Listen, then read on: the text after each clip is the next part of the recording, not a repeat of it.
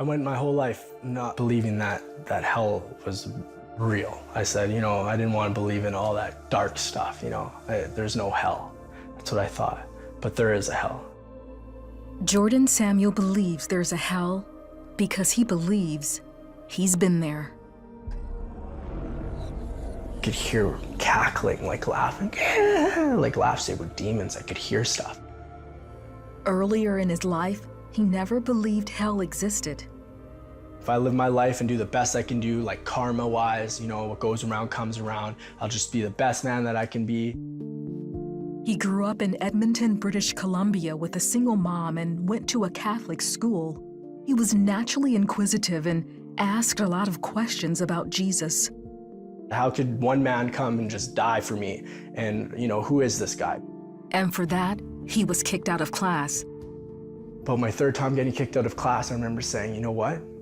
I never want to know this Jesus guy. Whoever he is, he just gets me in trouble and I just get kicked out of class and no one wants to give me answers about him and this is how people treat me. I don't want to know. His mom married, and for the next 15 years, Jordan says his family life was great. Then, his mom and stepdad divorced. Jordan was devastated. The only way he knew how to deal with the pain was to rebel. So whether that was drinking and driving with buddies and underage driving, stealing cars, and getting stereos and having the thrill of almost someone catching me, but not quite. For the next 4 years, Jordan continued his reckless behavior. But he wanted to turn his life around, so he stopped selling drugs and started working for an oil rig company.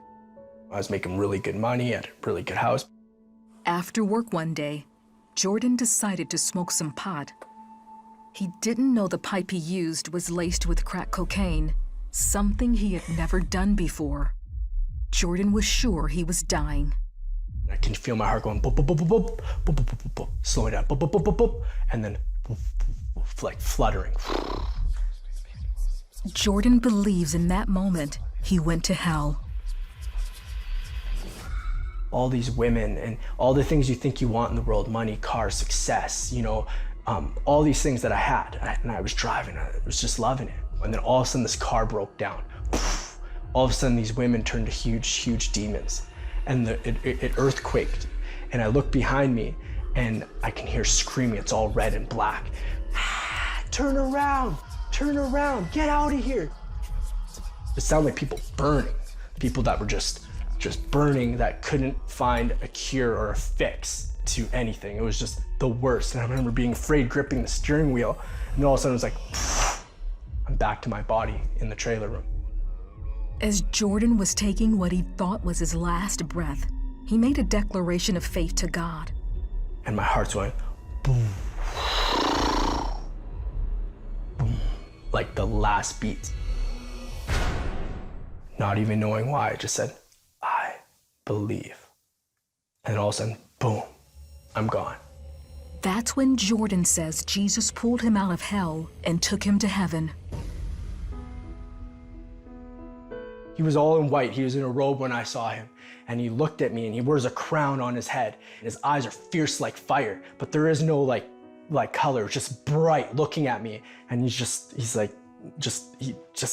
amazing.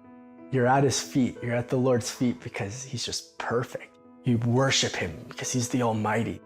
You worship him because he saved us. Then Jordan believes he was standing before God. The Lord went to the right hand of the Father, and I began to get judged by the Father. And it was the worst, because what happened was he played secrets in my heart that I locked away, that I only knew that I ever did. And I thought no one could do, and I could feel what God felt. And I said, Lord, forgive me. Like, it was the worst feeling. And he just comes in and he hugs you. He says, all is forgiven. My old heart was broken. My old heart needed fixing.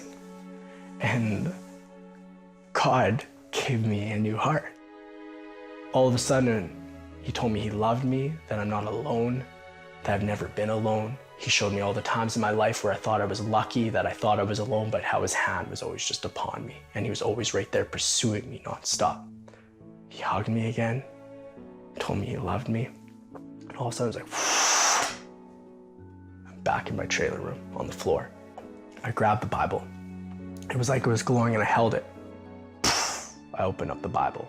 First thing I ever read out of the Bible was Psalms 34. The happiness of those who trust in God. I began to read it and it was everything that just happened to me. Only God can do that. Jordan shared his journey to heaven and hell with his girlfriend Danica. His voice changed, his eyes changed, his body language changed. Everything about him was new.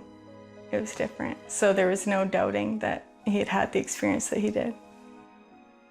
My mouth, my words, swearing, everything was like cleansed. I was delivered from any addiction I had. Today, Jordan and Danica are married with 2 children. They're missionaries preaching the gospel around the world. They're letting everyone know Jesus is real and that he can change the most hardened heart with his love. God loves the broken and loves the lost, and he doesn't give up on them. He loves them with all his heart. He leaves the flock to find the one, and he did.